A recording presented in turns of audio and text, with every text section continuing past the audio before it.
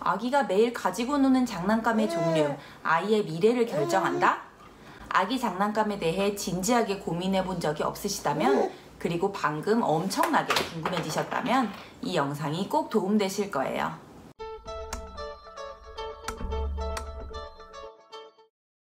안녕하세요. 베이비 사이언스 뱃사TV의 뱃사입니다.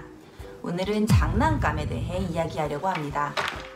아기가 6개월 정도 넘어가기 시작하면서 장난감의 중요성을 확 느끼게 되지 않으셨나요? 하루 중 아기가 장난감을 가지고 노는 시간이 점점 늘어나기 때문인데요. 크면서 어떤 장난감들은 이제 쳐다보지도 않게 되어서 장난감을 자꾸만 사모으게 되고, 어느 순간 우리 집이 장난감 가게인가 하는 현타가 오신 분도 있으실 거예요. 그럼 여기서 질문 하나 드릴게요.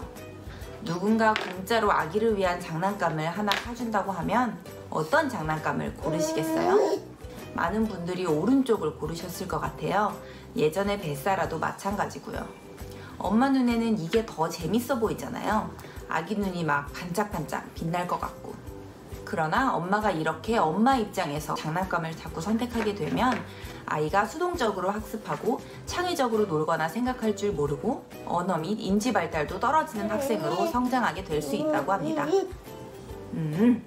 실제로 한 연구에서 6개월 때와 12개월 때 조사한 집에서의 놀이 환경은 36개월 때의 IQ와 상관관계가 있었다고 해요. 구체적으로는 적절한 놀이 도구, 즉 장난감이 제공되었는지의 여부와 엄마의 놀이 참여도가 중요했어요. 그러면 이제부터 뱃사가 우리 아기에게 어떤 장난감이 적절한지, 그리고 놀아줄 때 엄마는 어떻게 해야 하는지에 대해서 자세히 설명드릴게요. 1. 좋은 장난감 선택하기. 아기의 세상에서 장난감이란 무엇일까요? 장난감은 놀이의 도구죠. 그리고 아이에게 있어서 놀이는 아주 어린 아이들이 세상이 어떻게 작동하는지 알아가는 가장 파워풀한 방법들 중 하나이다. 아이는 놀이를 통해 어떻게 자신의 몸을 움직이는지를 배우고, 어떻게 다른 사람들과 상호작용하는지를 배우고, 자신의 행동이 물체들에 어떤 영향을 주는지, 어떻게 조작해야 원하는 효과를 이끌어낼 수 있는지를 배우게 된다. 사실 제가 놀이라고 뭉뚱그려서 말씀드렸지만 이 논문에 따르면 아기의 놀이는 크게 두 부분으로 나누어져 있어요. exploration, 탐구, 그리고 play, 놀이예요. 첫 1년까지 아기들의 놀이는 대부분 이 탐구에 집중되어 있다고 해요. 생후 12개월이 지나면 아기들은 탐구를 다 끝낸 아이템을 가지고 자신감을 가지고 본격적으로 즐거움을 추구하는 플레이를 할 수 있게 되고, 이 과정에서 엄마와 함께 놀 수도 있게 됩니다. 그전에는 그냥 혼자서 탐구하는 것을 엄마가 도와줄 뿐이죠.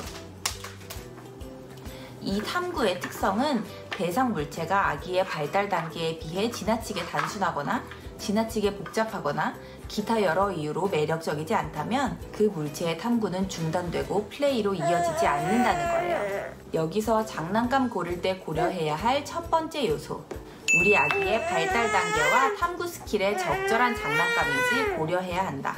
아기는 현재 자기 상태에서 많이 배울 수 있는 활동에 집중력을 쏟는 경향이 있어요. 그러므로 아기 상태에 잘 맞는 장난감을 골라야 배우기도 더 잘 배우고 그 장난감에 더 오랫동안 열심히 집중하겠죠? 아기마다 차이가 있을 수 있지만 표준적으로 아기가 습득하는 연령별 탐구 스킬은 다음과 같습니다. 장난감을 가지고 놀이를 통해 이 스킬들을 연습하고 마스터해가면서 발달하게 되는 것이에요. 장난감을 고르실 때는 이 장난감이 현재 우리 아기가 배우기 시작하고 있는 스킬, 그리고 그 다음 단계의 스킬을 유도하는지를 잘 생각해 보시면 됩니다. 예를 들어 저희 다미는 지금 7개월에서 8개월 사이에 있으니 찢고 당기고 구길 수 있는 이런 장난감이나 흔들거나 떨어뜨렸을 때 이런저런 소리가 나는 이런 장난감을 잘 가지고 놀겠죠? 장난감 고를 때 고려해야 할 두 번째 요소, 배터리가 들어가는 장난감에 너무 의존하지 않는다. 요즘에는 이렇게 소리도 나고 불빛도 나고 혼자서 빙글빙글 돌아가는 배터리 장난감이 참 많죠. 뱃사는 살면서 AAA 배터리를 이렇게 많이 사본 적이 없어요. 이런 전자장난감에 지나치게 의존하는 것이 문제가 되는 이유는 크게 세 가지인데요. 첫째, 열린 장난감이 아니다. 전자장난감은 대부분 그 기능이 정해져 있는 경우가 많아요. 특정 버튼을 누르면 미리 세팅된 음악과 불빛이 나오는 것인데요. 반면 열린 장난감은 하나의 장난감을 가지고 여러 가지로 가지고 놀 수 있어요. 예를 들면 이런 나무 블럭은 아이가 쌓아도 보고 늘어뜨려도 보고 담아도 보고 더 크면 이걸 가지고 성을 만들 수도 있잖아요. 아까 제가 글귀를 인용한 이 논문의 저자는 특정 방향으로만 작동하는 장난감에 익숙해진 아이들은 어떻게 가지고 노는 것인지 명시적으로 알 수 없는 장난감, 즉 열린 장난감이 아닌 장난감에는 흥미를 잘 느끼지 못한다고 합니다. 열린 장난감을 가지고 놀 때 아이는 장난감을 개발한 사람의 의도대로 노는 것이 아니라 스스로 놀이 방법을 생각해내고 실행할 수 있어 주도적이고 창의적인 놀이가 가능하고요. 또한 기능이 정해진 장난감보다 열린 장난감으로 놀 때 아이는 본인의 발달 혹은 문제 해결 난이도를 기준으로 약간 어려운 그러나 해볼 만한 수준으로 놀게 될 가능성이 더 높다고 합니다. 아까 블럭을 예로 들면 쌓는 걸 해보려고 하는 시기에는 쌓으려고 하고 뭔가 만들어 보려고 할 수 있는 시기에는 열심히 만들어 보는 거예요. 반면 이런 장난감은 할 수 있는 활동이 정해져 있죠.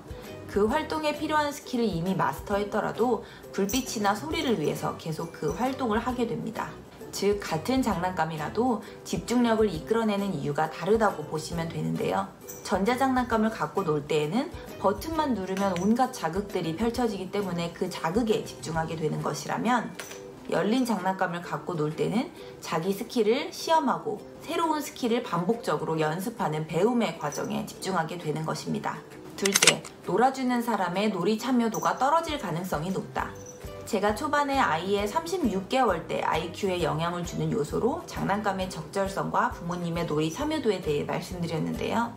스스로 움직이고 소리내고 불빛내는 장난감을 가지고 아기와 놀아줄 때와 전통적인 형태의 장난감을 가지고 아기와 놀아줄 때를 비교해서 잘 생각해보세요.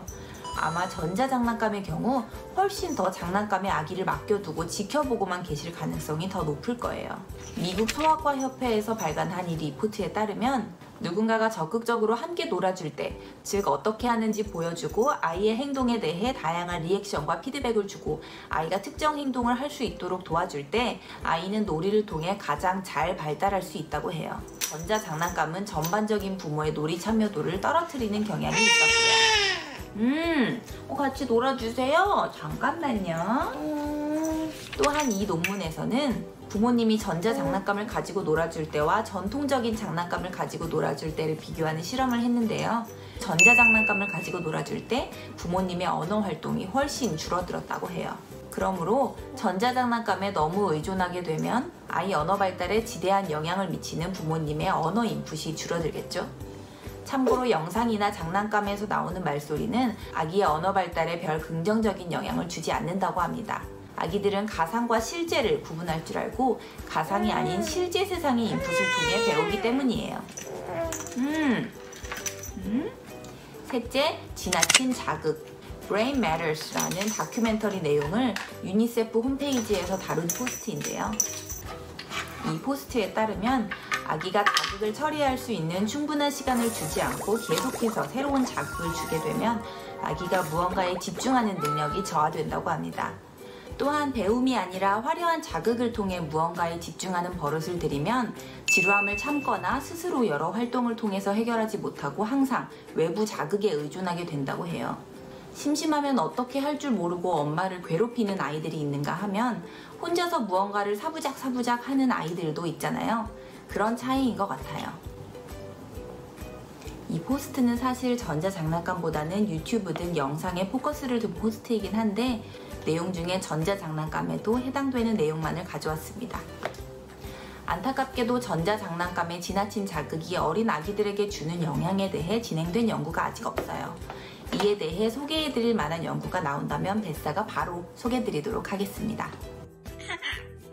정리하면 아기 연령별 탐구 스킬에 적절한 장난감을 골라야 아기가 잘 놀고 잘 배운다. 장난감 중에 전자장난감의 비중이 너무 높아지지 않도록 신경 쓰고 열린 장난감 위주로 놀아줘야 좋다. 제가 영상 초반에 우리 아기에게 적절한 장난감 고르기 그리고 놀아줄 때 엄마가 어떻게 해야 하는지 이 두 가지에 대해 말씀드리겠다고 했는데요. 놀아줄 때 엄마가 어떻게 해야 되는지에 대해서는 다음 영상으로 이어서 소개해드리도록 하겠습니다. 놓치지 않으시려면 뱃사TV를 구독해주세요. 오늘은 여기까지. 공부하는 엄마의 근거 있는 육아 정보 뱃사였습니다. 궁금한 점이 있으시거나 뱃사가 리서치해줬으면 하는 내용이 있으시다면 편하게 댓글 남겨주세요.